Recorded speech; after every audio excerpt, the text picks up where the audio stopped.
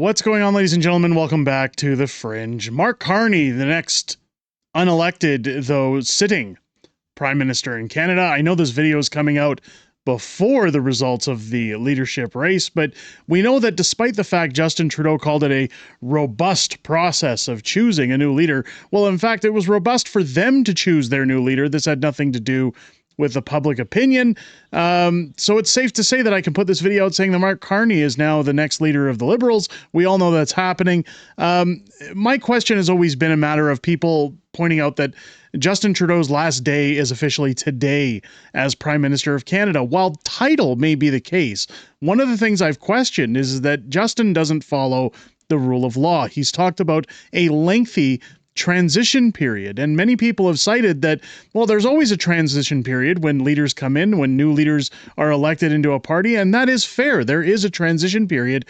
My question is the thing that Donald Trump acknowledged last week, stating that this tariff war with the United States was essentially being brought in to keep Justin in power. So the question always remains that until Justin announces his final day, when he's finally going to leave Parliament Hill, you'll forgive me if I'm not hesitant to believe that he's actually going to leave. Now, that being said, while Mark Carney carries the title, if we think that we're out of the woods with Justin Trudeau, things are just getting started. I know a lot of people have pointed out that, hey, we've heard rumors from other channels that, planes are being wrapped, that an election is on the way.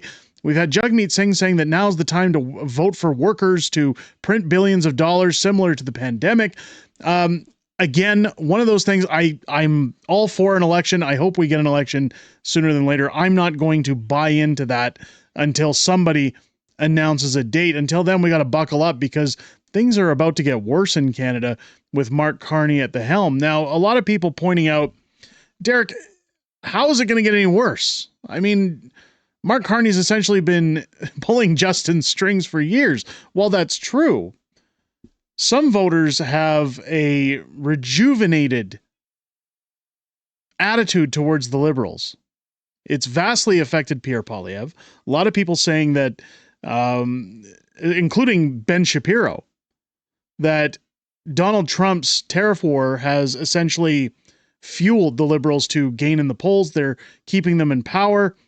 I think that Trump is going to back off a little bit in order to try and prevent that, because we know that he doesn't like the Liberals. I'm going to get into that later in the video. He actually won't take their phone calls or emails. He wants nothing to do with them. Take a look at what Mark Carney's posting here. We got another AI fake photo. We're the strongest when we're united. Again, all these rallies had been happening over the weekend for one final push before Mark Carney was installed. I almost said injected, but installed as leader of the Liberals. Here's the real picture down here. Same room, same lights, same red hue on top of the ceilings. Isn't it funny what they can do with technology these days? And people can say, well, this was taken at two different times. He's been known to fake these photos in the past.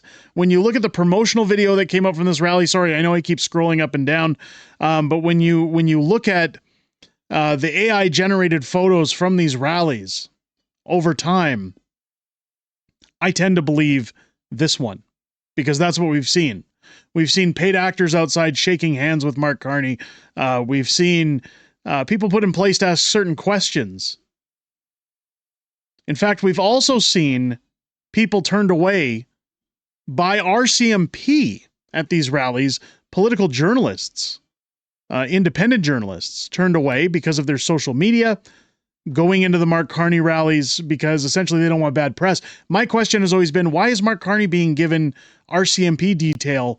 Again, we did another video on that before he's even elected prime minister. One of the things that makes me say things are going to get worse, and I want to talk about this, good friend of the channel, Bradshaw, tweeting out, Mark Carney's raised $4.5 million for his bid for prime minister in 2 months. Of course, they're asking, do we get to see the donor list? My guess is no. Pierre touches on that. We'll get into that. But $4.5 million in 2 months. Now, that's nowhere near the speed that the Freedom Convoy was able to raise funds. But again, it makes me question who is funding Mark Carney to continue to destroy Canada.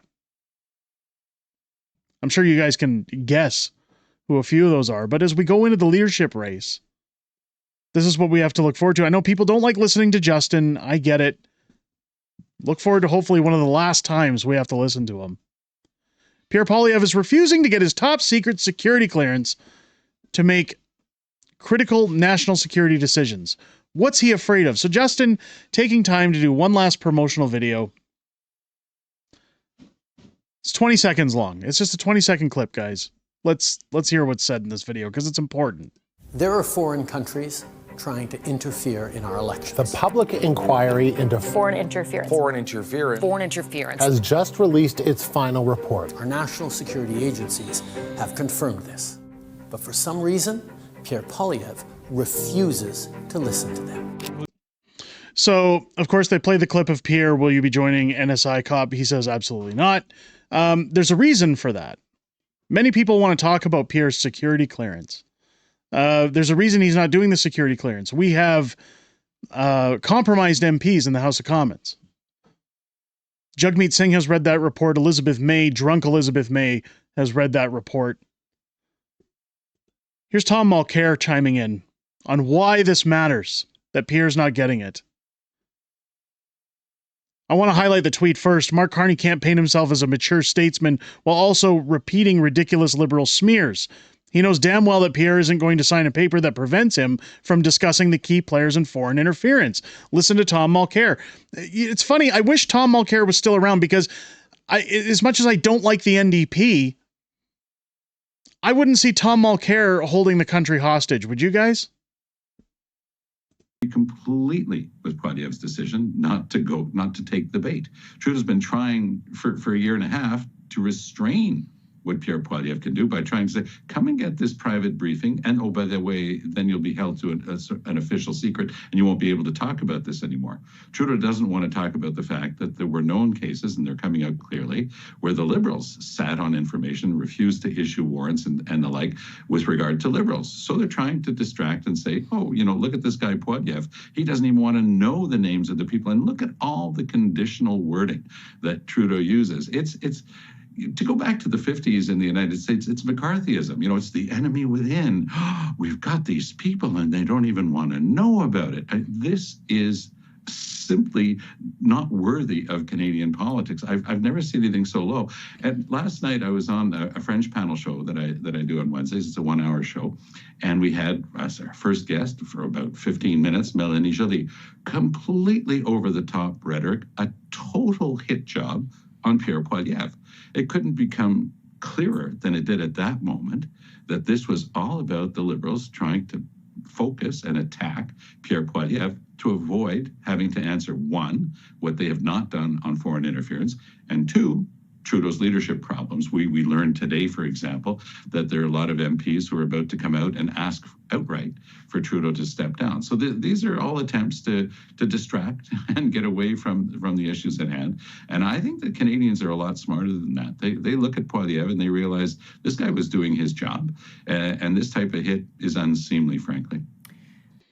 So I agree with Tom Mulcair that Pierre did the right thing.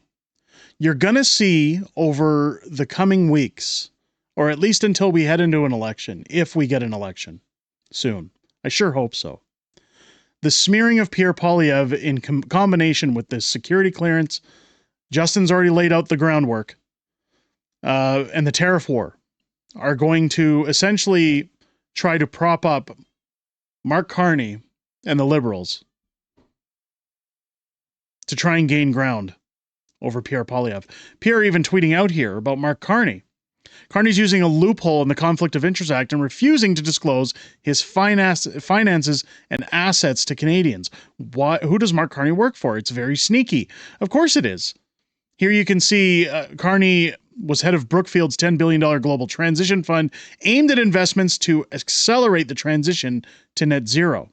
He should disclose whether he is still has financial interest in the fund and whether he would benefit from any clean energy decisions he makes as prime minister. Now, yes, absolutely. This is important when electing leaders. You need to understand when you look at the green slush funds, when you look at SDTC, when you look at Dalian, when you look at Arrive Scam, all of those conflict of interest contracts that have been given out over the years are all to benefit the Liberals and their friends. It has nothing to do with benefiting Canadians. It's padding the pockets for investors. We're at a dark time in this country. I know people don't like doom and gloom. I'm talking reality here. If we are to get ahead, it's important, very important. If you're on social media, again, I firmly believe Pierre Poilievre is the best option that we have moving forward. If this country is to ever get its feet back on the ground, if we're ever to be in a position where people can work again, pay for their bills, afford living, Pierre's the answer. There's going to be many distractions online. There's going to be many insects coming out of the woodwork, so to speak, to try and sway the vote. While some of that may be damning to Pierre Poilievre, you have to remember that there's a game being played here, and it's very important that we stick to our guns. We don't feed in to the distractions. And hopefully soon, I'm really hoping the pleb was accurate. I hope he's correct, that we're going to see an election very soon. I hope that's the case. Let me know what you think down below. Are you excited to see Justin, regardless of whether he leaves the camera or Parliament Hill, are you excited to see this as his last day titled as Prime Minister of Canada? Or do you think that this is a bigger scheme in the works? I tend again to believe that until I physically see it, I'm not buying into it. There's a bigger game afoot here, I believe. Let me know what you guys think down below. If it's your first time here, I hope this video has earned your subscription. While you're hitting that subscribe button, don't forget to join me live here on the channel each and every Friday night for Friday Night Fringe, our live streaming show where we go back and forth throughout the YouTube community to hear what you have to say outside of making these videos, as I'm joined by the very beautiful Mrs. Fringe. We'll talk about everything that happened this week in politics, everything we know that's coming up ahead, and I look forward to hearing what you have to say this Friday at 6 p.m. Pacific, 8 p.m. Central here on the channel. With that said, ladies and gentlemen, I hope you enjoyed this video. I hope you have a great rest of your day. I'll catch you on the next one.